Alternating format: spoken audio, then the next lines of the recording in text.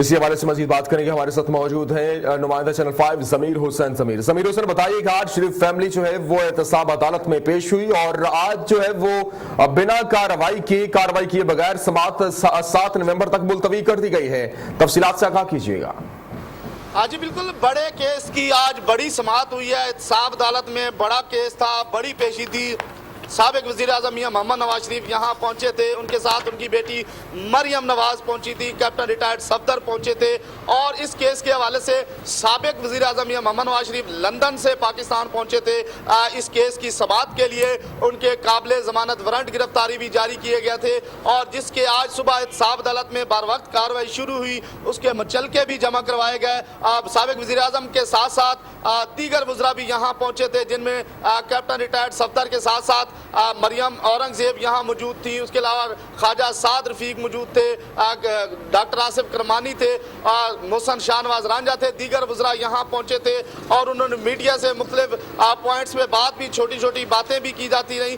لیکن یہ کہ آج کی بڑی کیس کی بڑی کارروائی تھی. احتساب عدالت کے اندر اس کیس کی کارروائی ہوئی. سابق وزیر اعظم کے وکلاء وہاں موجود تھے، ان کی طرف سے ان کے مچلکوں کی بات کی گئی. پھر جو ہائی کورٹ کی طرف سے فیصلہ آیا تھا اس پہ یکجا کرنے کے حوالے سے، تینوں ریفرنسز کو یکجا کر کے سننے کا، اس کی بھی آج ڈیٹیل دی گئی. تو جس پہ احتساب عدالت کے جج کی طرف سے کہا گیا کہ ہائی کورٹ کا جو فیصلہ ہے اس کی کاپیاں یہاں جمع کروا دی جائیں. 15 منٹ کا سماعت میں وقفہ دے دیا گیا تھا.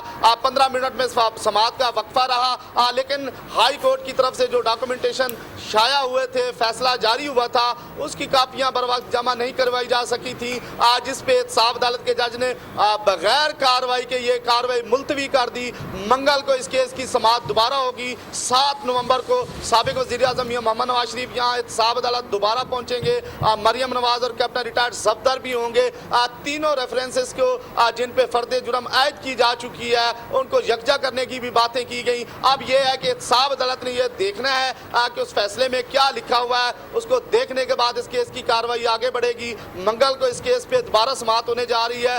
منگل کو یہ سماعت ہوگی اور سیکیورٹی یہاں پہ ہائی الرٹ رکھی گئی تھی. 1000 سے زائد پولیس اہلکاروں نے ڈیوٹیاں سر انجام دی. حساس اداروں کے FCO اور اسلام آباد پولیس کے نوجوان یہاں تعینات تھے. کوئی ناخوشگوار واقعہ دیکھنے کو نہیں ملا. پرسکون ماحول تھا. اچھے بہت شکریہ، ہمیں جوائن کیا تھا، ہمیں بتا رہے تفصیلات سے اپڈیٹ کر رہے تھے. آگے بڑھیں اور اسی حوالے سے مزید بات کریں گے. ہمیں جوائن کیا ہے سینئر قانون دان عرفان قادر.